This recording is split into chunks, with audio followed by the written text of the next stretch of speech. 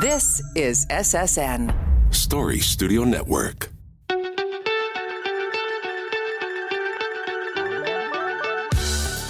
Hi, I'm Dean Gation, and this is the Powerful Connections podcast. For over 40 years, I've been involved in planning and building high-voltage projects. My company, DGG5 Advising, is the opportunity maker you need for your energy and construction projects. My guests and I are going to share our experiences and how we have brought projects to successful completion. Today, we're going to talk about planning. We previously discussed how the concept gets started. Today, we'll review the start of the project from the Indigenous point of view. It will be a very important and very interesting discussion today on the ongoing theme of powerful connections, clarity, capacity, and certainty. This will be another engaging discussion. We're going to talk about many of the items of planning, consultation, training, and economic development that are part of the pre-development and development. These will bring the results to embark on tasks of design, procurement, and installation for upcoming projects, as well as the future requirements of operations of these new assets. These are and will be legacy projects. There's no one better to have this discussion with than the person in the middle of all of this. Please welcome Pat Chilton, CEO of Five Nations Energy, Inc. Thank you. Pat, you've been involved in a number of areas before becoming the CEO of Five Nations Energy, Inc. Give us a little background on yourself and then tell us a little bit about how you became the CEO of Five Nations. Well, I actually got employed right after high school. After 1 year just being a clerk and, did everything from bookkeeping. Back then in 1972, I was asked to become the Secretary Treasurer and Business Administrator for the Moose Factory Island Board of Education. I was young and stupid enough to say, yeah, why not? Yeah, pretty naive. So I took it on, and that was on June 25th, 1973. And I've been in management ever since.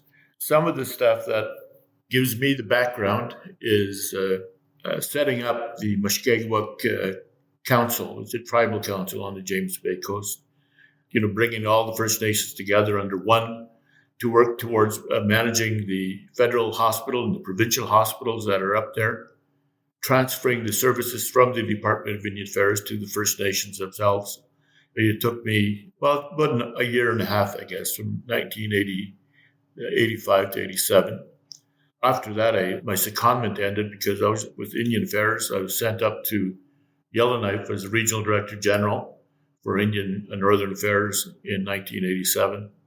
Came back after a couple of years because my wife and my boys were really homesick. So we came back and I took a job at the hospital. And that's where the role began of what the Tribal Council tried to do in 85 to 87. So in late 88, 89, I began the process of transferring the services over to the Tribal Council and begin the negotiations in healthcare. So bringing people together, finding common goals and where we could work together and some compromise in there. I've learned that throughout that process. And then getting into actually setting up the larger regional facility with the provincial hospitals and the healthcare systems on the James Bay coast. Again, the same type of thing. I mean, obviously nobody wanted to feel like they were losing their jobs or any type of responsibility. So we built that all in so that people had a say in how things would be managed. Again, it's a lot of compromise. There was a lot of uncertainty at the time. What we had to do is bring certainty back into the equation, clarity of plans, clarity of jobs, especially and on the growth of the healthcare system. I had a couple of jobs after that, just kind of just straightening up things and moving on into other shops to, again, straighten things up and leave some sort of sustainability of the organizations. But when the job came open for Five Nations Energy, I sat on the board way back in the early 2000s, so I knew what was going on. My brother, Ed, he was a project lead, building the whole system. I was way in the background, but I'd have a lot of conversations with my brother. My brother got sick. He had cancer. And in his last few weeks of his life, he kept on saying how how he was worried about Five Nations Energy, about losing it or things falling apart or unraveling on all the work that he put in there. And when the job came open for CEO shortly after his passing, I jumped at the opportunity to take it. I was actually retired. I thought maybe this is a way to continue Ed's legacy at Five Nations Energy and just carry things on. I wanted to see that all of his worries that are what he was getting at, but I knew what he was trying to say, and that's to save and protect Five Nations Energy. So that's really one of the main reason for me getting involved in Five Nations Energy. Next month, I'll be starting my 9th year with Five Nations Energy just to continue things on. But at the same time, we're looking at other matters as well too, trying to expand the experience and carrying on our experience with other transmission lines in the northeastern part of Ontario. Thanks, Pat. Your legacy of your family is definitely making its toll in leaving quite an impact that's there. So let's talk about Five Nations Energy. First of its kind in Canada, celebrated 25 years last June. Pat, talk to us a little bit about Five Nations, the 100% Indigenous owned transmitter. Well, we're a not-for-profit. We're 100% owned by First Nations. We're 100% Indigenous governed, 100% Indigenous managed. There's only a small group of us here, actually. It's not a huge organization like Hydro One. There's really 9 of us. It's our role to keep things going, to make sure that the transmission line is maintained and kept up, as well as the fiber. When the line was twinned, we added fiber through the optical ground wire, and we put it right into the substations in each of the communities on the James Bay coast. We transferred over 12 strands over to the Western James Bay telecommunications network, which we oversaw and set that up and then stepped back. They're not running on their own, but we have the lines going into the communities. They in turn took things and hooked up every home now as of October. All the homes and the health services, the schools, the businesses, they're all hooked up into the fiber. They have fiber right to their business, right to their building, and makes telecommunications and healthcare and education and communications much more effective for the people on the James Bay coast. I know the healthcare part's important to you, and the distance healthcare has dramatically changed the ability to look after people in the community without having to pull them out and get them to Timmins or Sudbury or who knows where. So that's great. Pat, the other side of what you were doing is the services to Indigenous leaders and businesses for development of new transmission projects and other kinds of energy projects. Tell us a little bit about Five Nations Development Inc. Five Nations Development Inc. actually was again, way back in March 2000. My brother and the other leaders saw that they would expect that First Nations would come to them wanting to find out if, what kind of services we could provide so that they too can get into the area of transmission and electricity as well as distribution. So that company was set up as a for-profit, Five Nations Development. They set it up for-profit. We saw opportunities to provide additional services to the communities, not only on the James Bay coast, but also around Timmins and parts of Ontario. We saw those opportunities. But when the IESO were instructed to come out with a plan for powering up the northeastern part of Ontario, that there was a more need for more electricity and more needs for transmission, we saw the opportunity and we thought maybe we'd make a go of it and see what we can do to become part of that. Initially, we thought, okay, we could do it maybe by ourselves, but being a small transmitter, we don't have the deep pockets and financial resources to move ahead with it. So the opportunity came to deal with the new CEO and a new direction that Hydro One had put into place. The new CEO for Hydro One and I met in March 22nd. We talked about a partnership in constructing these 3 lines that were announced for Northeastern Ontario. And within an hour, less than an hour, we shook hands and said, okay, let's work together to build these lines. We let our teams, our legal teams, work on the agreement so we could work together with it. We did a lot of work, footwork initially, even prior to the handshake, trying to convince the First Nations to come and work with us so that we can build those transmission lines. We let them know that there was all kinds of opportunities for them for economic development and also for, to invest into these new lines, that Hydro One and Five Nations would work closely with them. I don't want to use the word capacity building because the people that we're working with do have the capacity. I think what they need is some coaching, I guess, and also draw from experience of Hydro One and Five Nations Energy in moving things along. So there's a lot of opportunities, economic opportunities for the 2 lines that run from Sault Ste. Marie to Hanmer, Ontario. We're still working on another line that's from Wawa to Timmins. Altogether, these 2 lines would be 540 kilometers of transmission line. We think we could make a big impact for the First Nations and Hydro One and for the ratepayers of Ontario if we move and work with partnerships with the First Nations. What a fabulous opportunity. And I think, smoothing the path forward to success is going to be a great moniker for Five Nations to deal with. You've been involved, we know, over the years with many agencies in the healthcare sector and in the energy sector now with Five Nations Energy. What are some of the great items being done in planning with places like the IESO and the Minister of Energy?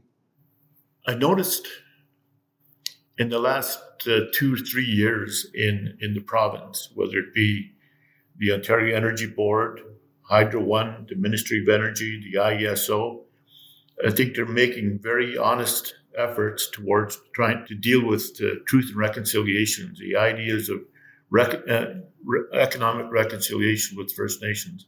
There's actually very honest attempts, to make it. And I say that because, they've approached me, for instance, to sit on their strategic advisory committee that could move things along, not only just for regular Ontarians, but also Indigenous people, including us in their planning. There's a huge push to have Indigenous participation and move things along and try to bridge the gap.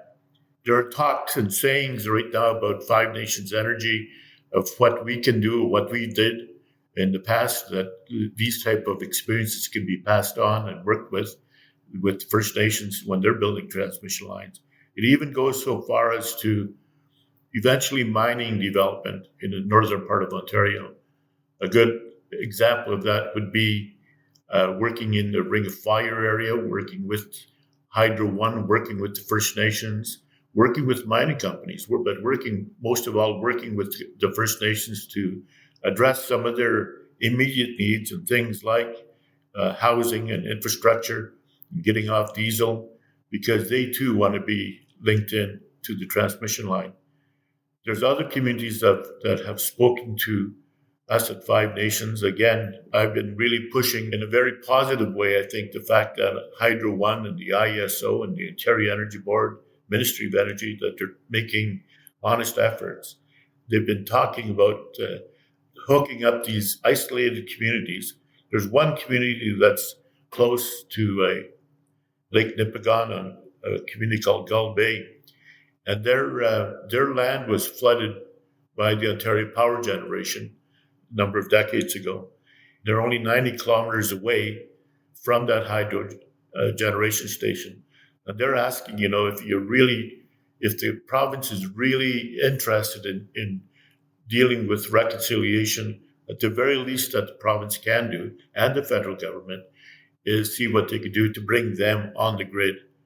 And that's going to be one of my efforts over the next little while, is working, with First Nations, trying to see if we can convince federal and provincial governments to link them in, and that we would help not only just Five Nations, but also Hydro One. They want to see ways of dealing with First Nation issues at the same time, linking these communities to the grid. They shouldn't be left off at this day and age. Diesel is not good. We think we can do that. We think that there's the environment now in Ontario and in the government. I've been saying in the various talks that I've been given over the last couple of years is that there's no sense in trying to eliminate First Nations out of the equations and go ahead and build the mines without them. So you may as well get on it now. May as well deal with the issues, and that way we can deal with issues around resource development. We can deal with the requirements, the infrastructure requirements at First Nations. We've always talked about it's not about the transmission line, it's what it brings. And all of those things you're talking about will come about. You were recently at the inaugural First Nations Economic Development Conference in Sault Ste. Marie. What do you feel was the reception of your presentation talking about all this, and what do you feel the impact had on those attending?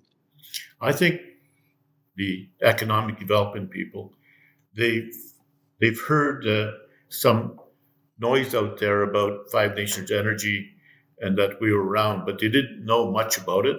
And once we presented the history of Five Nations and spoke to them about the accomplishment of what it brought to our First Nations, they really sat up and took notice. Since that presentation, that conference at Sault Ste. Marie, we've been asked by a couple of others to come into their communities and talk to them directly about what Five Nations has done. The fact that we're 100% owned. I'm not sure if the First Nations that are there now would be able to maybe achieve 100% ownership, but at least what they can achieve is 50% ownership in working with Five Nations and Hydro One. So there's a lot of people sitting up and taking notice.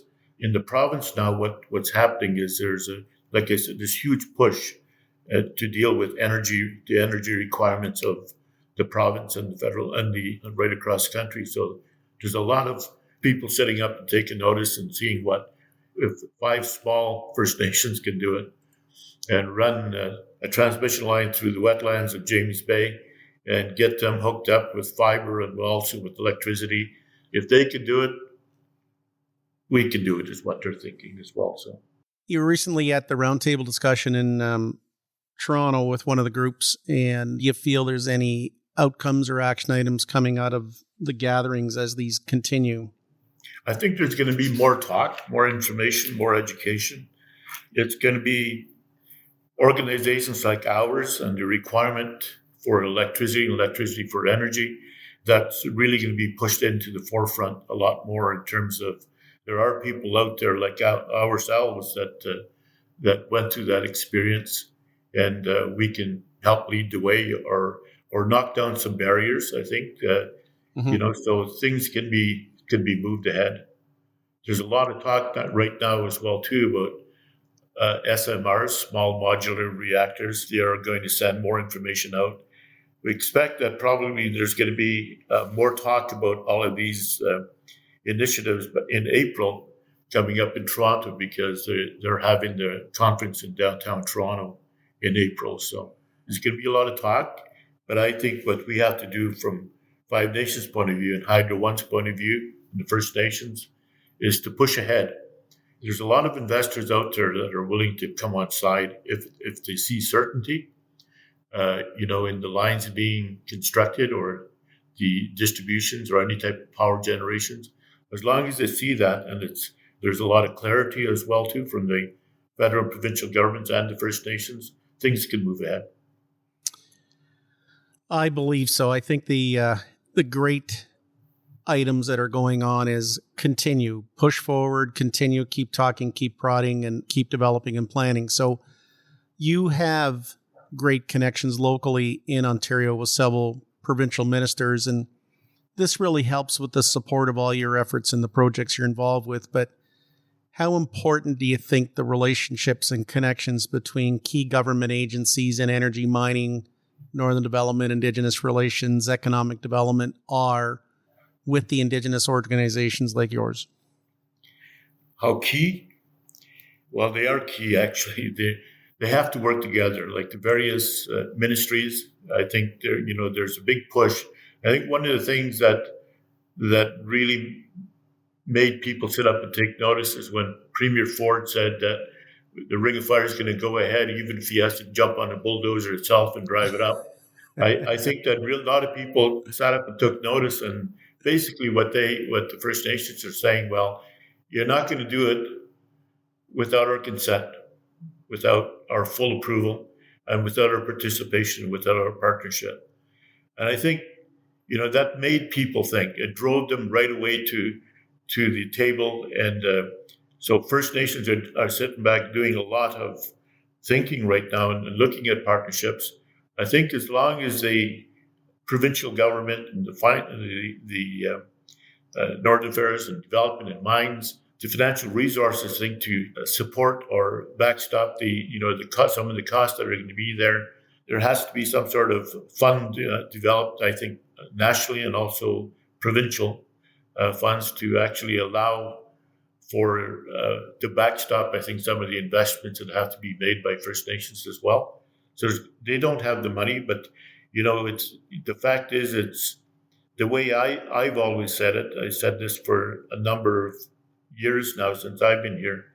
If you're going to run something through people's backyards and you want to dig pits and extract minerals, you'll have to do it with the consent of First Nations, because there's no way that you can move ahead without them, because they're going to be stopped dead in their tracks. You have to work, and I think the provincial government is finally seeing the need for that. Now, we're at the very early stages of thinking with this provincial government to move in that direction. So it may take time. It may take a bit of effort. I don't think we're going to be hitting home runs at every meeting. I think it's going to take some time. There's going to be a lot of time sometimes where there's going to be a need for some sort of collaboration, some sort of compromise as we move along. But if you make the compromise, and the next step would be working to try to get more control or more ownership as time moves along. And that could take 5 years, it could take 10, it could take 20 or 30 years. But I think with the various governments, the various ministries, and with the cooperation with the federal government as well, I think we'll make major headway. There is ongoing change in the provincial and federal governments, and these are big changes that are going to happen. Do you feel you'll get to a point of policy changes for greater equity opportunities and greater promotion of funding and all those? Do you think those are going to come faster or slower than what we need? Well, I think they'll come at a very measured pace. I don't think that it's going to be all out in the next year or two, but it'll take at least a decade, I think, for everything to be shaken loose, and so that the resources can flow to the First Nations to help them. Do you think you're being heard real well at IESO? That's quite a dramatic group, and also the Minister of Mining's Advisory Committee. I think, them asking you to be there, I think they want to hear from you, but do you feel you're going to have a good impact there? I think at the IESO, we have made a major impact. As a matter of fact, I can't talk about it in detail, but what you will hear in the next month and a half, I think you'll hear some new strategic directions that the IESO board will be considering over the next little while. We managed to change, as a matter of fact, some things. Like I said, I can't talk about it without the IESO approving these initiatives, but most of the board members for the IESO attended the last Strategic Advisory Committee when we talked about this, and there was a lot of nodding.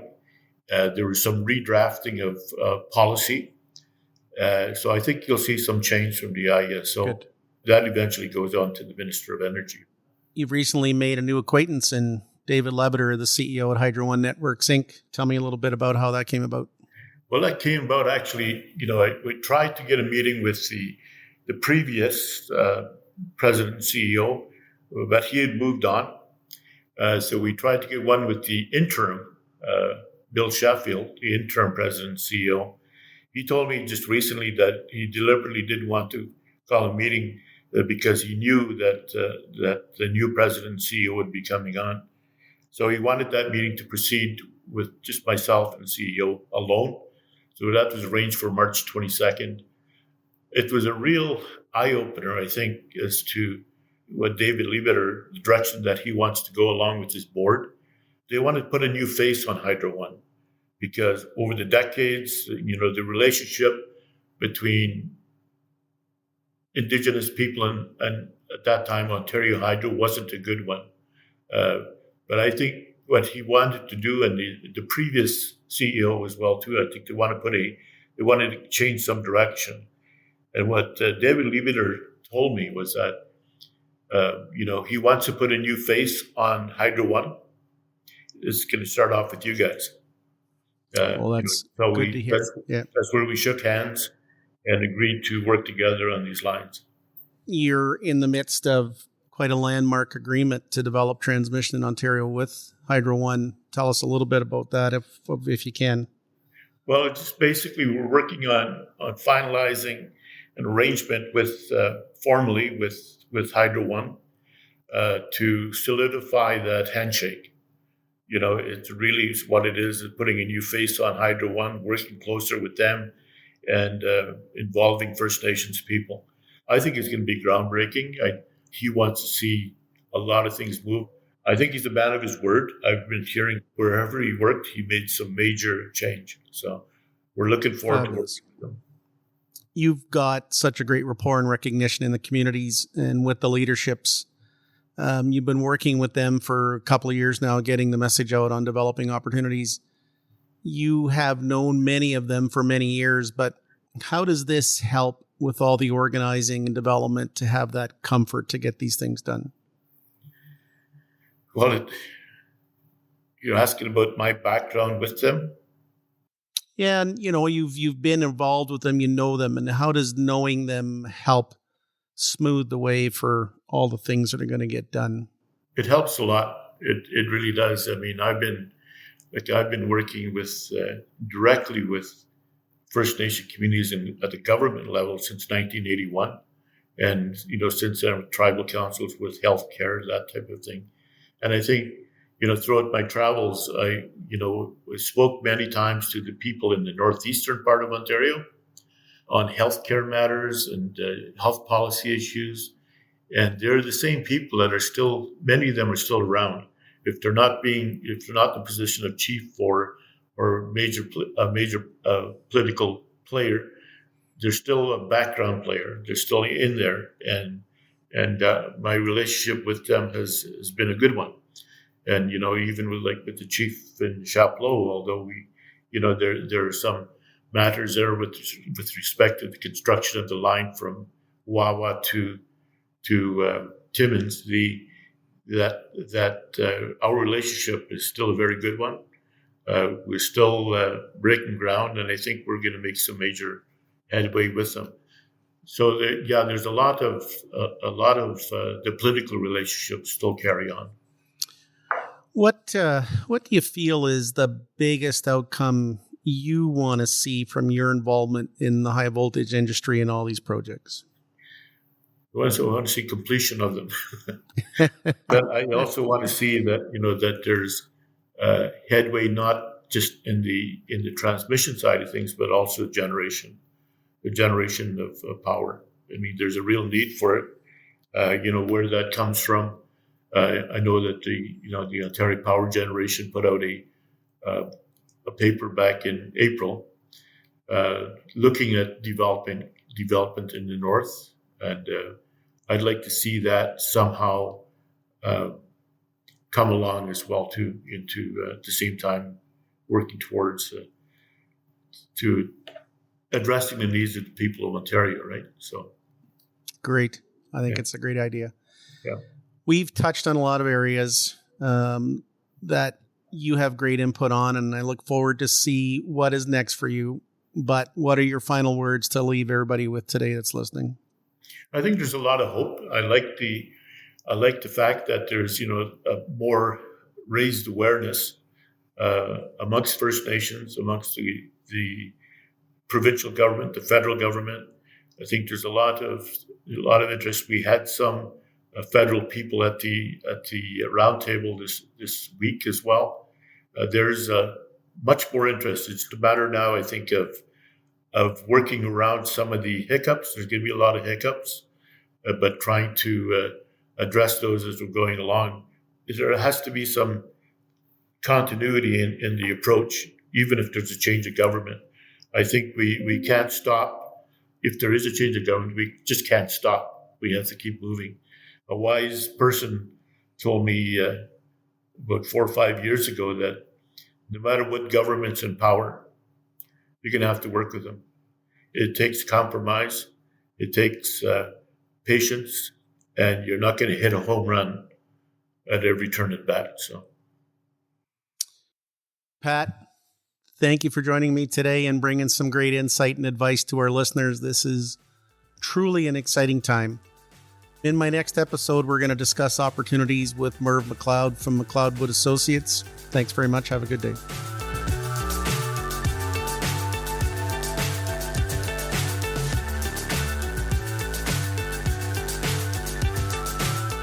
Thanks for listening to this episode of Powerful Connections. Get in touch with me on my website at dgg5advising.com or find me on LinkedIn at Dean G. Gation. See you on the next episode.